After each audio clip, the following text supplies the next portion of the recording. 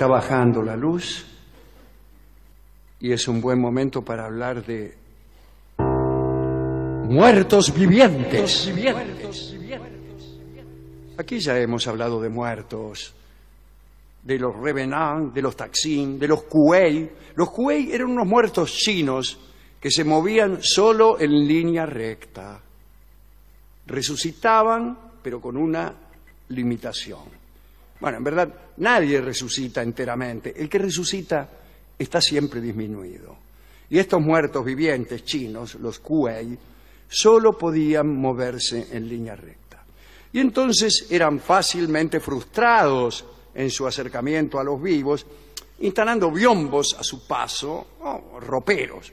Usted le ponía un ropero y el muerto venía derecho al ropero y quedaba ahí absolutamente inoperante, y ahí terminaba la gestión del muerto. Resucitar solo para moverse en línea recta es resucitar inútilmente. El muerto viviente chino pensaría esto: ¿para qué resucitar? ¿Para moverme en línea recta y hacer esfuerzos inútiles para doblar? Nada más patético que un señor que quiere doblar y sigue derecho. También hemos hablado en este programa, naturalmente, de los zombies y de los rituales de vudú. Pero hay otros procedimientos para gestar regresos que no tienen nada que ver con el vudú ni con nada de esto. En el Tíbet, por ejemplo, era famoso o es famoso el Rolang, que en tibetano significa muerto de pie. El idioma del Tíbet es muy fácil. Rolang significa muerto de pie y todo así por el estilo. Cuando un hombre moría fulminado por un rayo, era muy probable que se convirtiera en Rolang.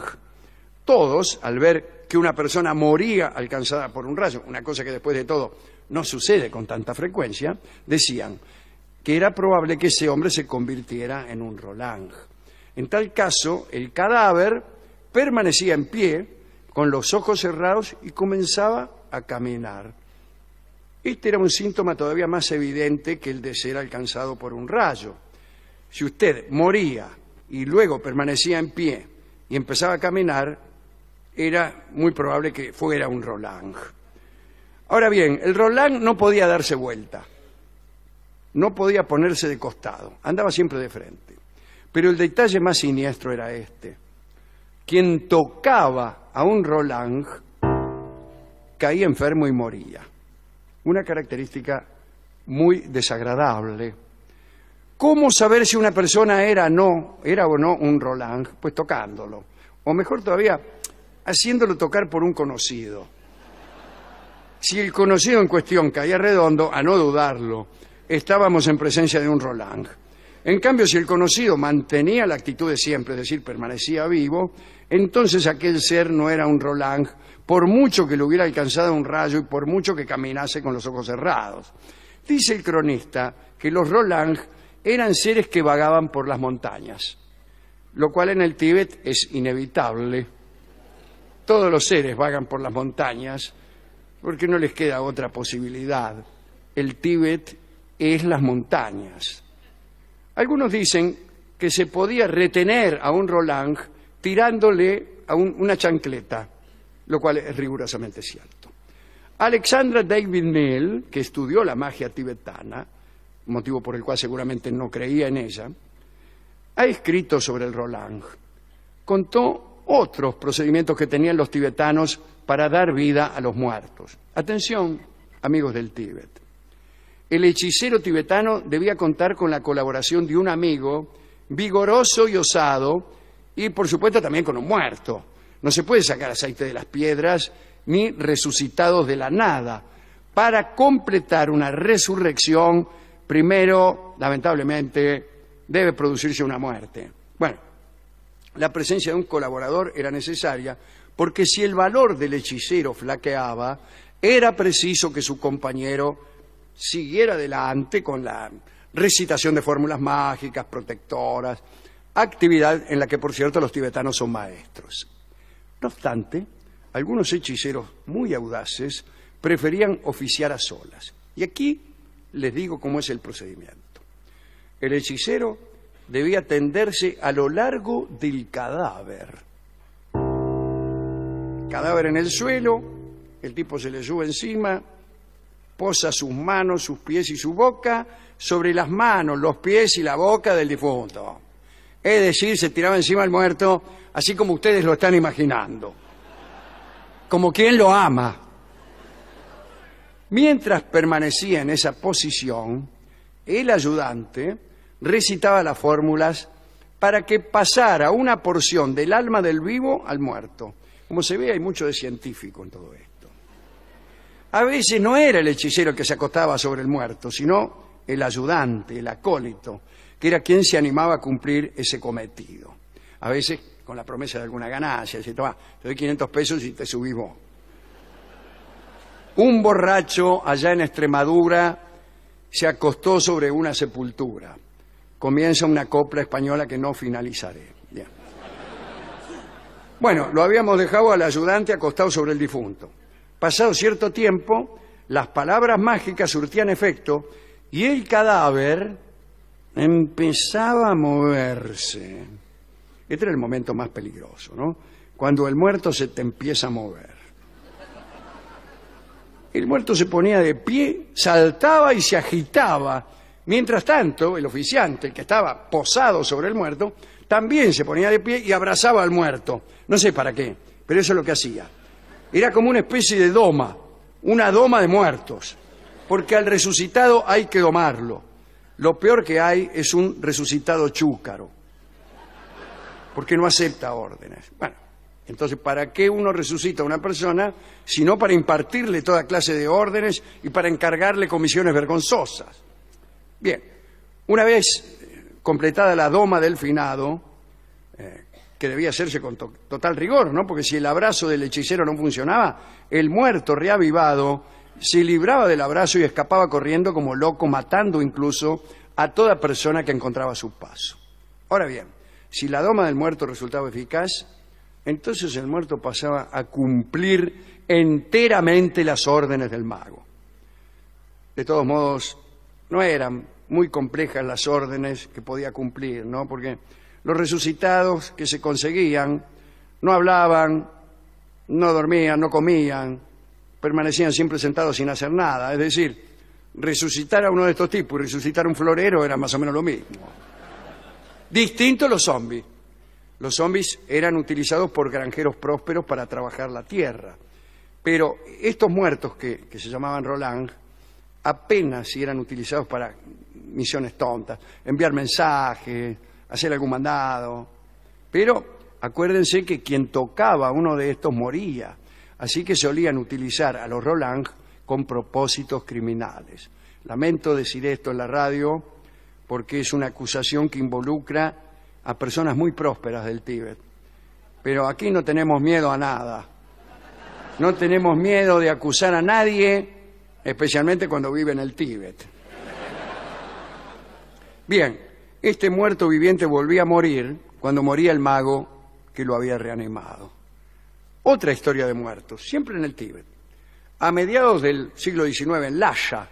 Lhasa es famosamente la capital del Tíbet, una capital que parece italiana, ¿no? Lhasa. Unos empresarios fúnebres estafaban a sus clientes. Por ejemplo, un hombre que quería ser enterrado en un lejano cementerio familiar, por ahí pagaba por adelantado el traslado de su cuerpo. Y estos empresarios fúnebres, en vez de llevarlo y hacerse cargo del viaje, tenían un mago que convertía al muerto en Roland y lo hacía ir caminando hasta el cementerio y se ahorraban así los gastos de traslado y de flete. ¡Qué inescrupulosos! Bueno, todos estos asuntos se vuelven más curiosos cuando interviene la ley. Hemos hablado muchas veces aquí del famoso artículo del Código Penal de Haití. Acá dice que era el 146, pero no me suena, donde establece la prohibición rigurosa de la institución de los zombies. Algo similar sucedía en Lhasa. Lo extraño es que no solo se penaba la práctica, sino que surgían un montón de leyes relacionadas con lazos legales, parentescos del resucitado, Y aquí inmediatamente lo recordamos a Esopo, que había participado de un simposio en la antigua Grecia, cuyo tema era derechos del resucitado. Fue así, pidieron proponer un tema complejo y Esopo levantó la mano y dijo, derechos legales del resucitado. Y es realmente complejo, ¿no? ¿Qué pasa? Resucita un tipo y se ha muerto hace un mes. Los hijos vendieron todo. ¿Dónde está la plata que yo tenía? Dice el muerto. Nos la hemos gastado, dicen los hijos. Bueno, aquí tiene un verdadero asunto.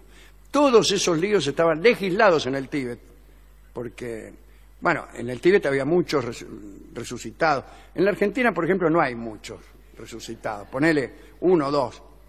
Cada tanto vemos algunos, pero no muchos. En el Tíbet la mayoría de la población, más tarde o más temprano, resucita. Y entonces es necesario un marco legal para la mujer que se casó con otro. Uy, yo sabía que este iba a resucitar. Bueno, todo eso está contemplado en la ley del Tíbet. Tenía que ver con lo que había dicho Esopo en aquel simposio. Bueno, los jurisconsultos chinos tienen una frase que se aplica en estos casos, que es, un muerto es un muerto. Y ahí se cierra el asunto. El abogado chino dice, el muerto serio no vuelve. Cuando vuelve un muerto significa que no es serio y no se le concede ningún derecho. Es verdad, muerto serio se muere y se deja de jorobar, no como otros que vienen, se presentan en sueños, dictan venganzas a sus sucesores, bueno, basta.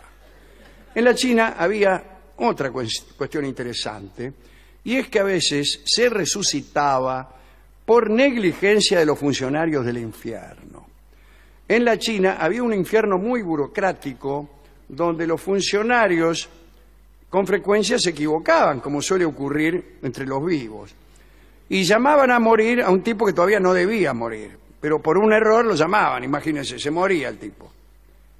Y lo buscaban en el registro, llegaba el tipo al infierno, ah, sí, usted se murió, a ver, y no lo encontraba. Lo tenían por ahí dando vueltas 2 o 3 días, y después le decía, bueno, tómesela, usted no tenía que morirse, váyase. Se habían equivocado y te volvían a la vida, por ineficiencia simplemente. Así que había muchos resucitados en la China, la mayoría de ellos, como se ha dicho, por fallas de funcionarios infernales. Y a un señor en la China se le había ocurrido que existía la posibilidad de que esos resucitados examinaran en el infierno, durante su breve paso, la lista, los registros de los condenados, de los bienaventurados, de los que iban a morir pronto, etc. Y luego, a su regreso, comunicar estas novedades a sus amistades y a las distintas personas para que tomaran recaudos. Te vi en la lista de condenados, así que cuídate. Había un señor muy poderoso, como se ha dicho, en Hanzhou, que en vez de esperar que se produjera un error, directamente había concebido la idea de enviar personas al infierno para que se fijaran a ver quién iba a morir pronto, para aprovecharse de esa circunstancia, ¿no? Y los mandaba a espiar. Ahora, ¿cómo mandar a alguien al infierno? Bueno, matándolos. Y encontraba personas que se dejaban matar por algún dinero.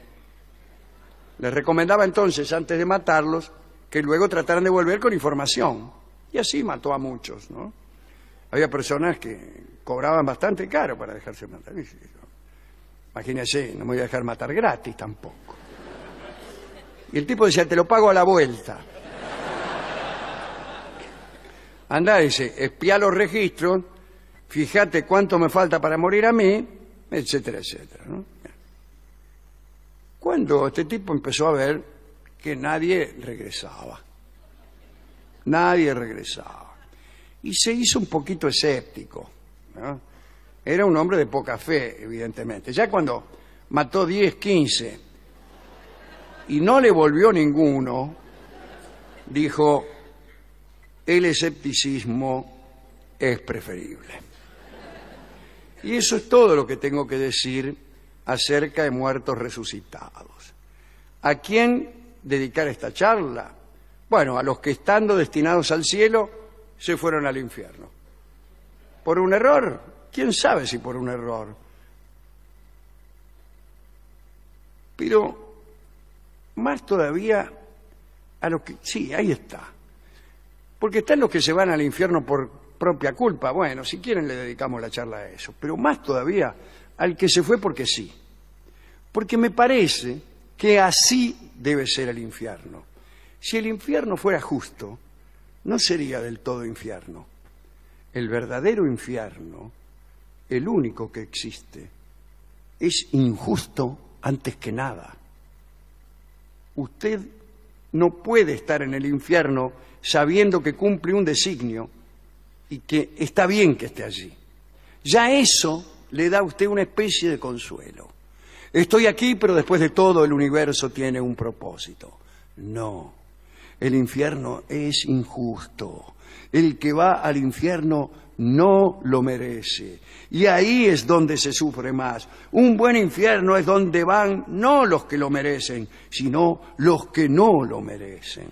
Imagínese el sufrimiento de alguien que está en el infierno y ni siquiera lo ha merecido. Ese es el peor de los infiernos. No el de los traidores, no el de los ingratos. Interrogue a usted a todos los que están allí, desde Caín en adelante, y le dirán que es injusto lo que les está pasando.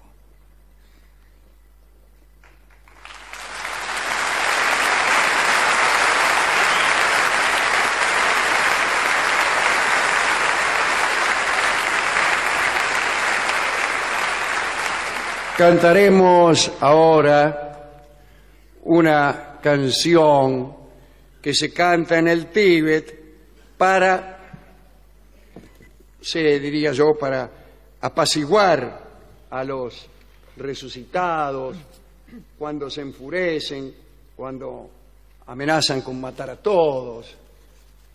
Y cada vez que uno de estos seres enfrenta a un cantor, el cantor del Tíbet puede defenderse cantando esta hermosa melodía que dice: duerme, duerme.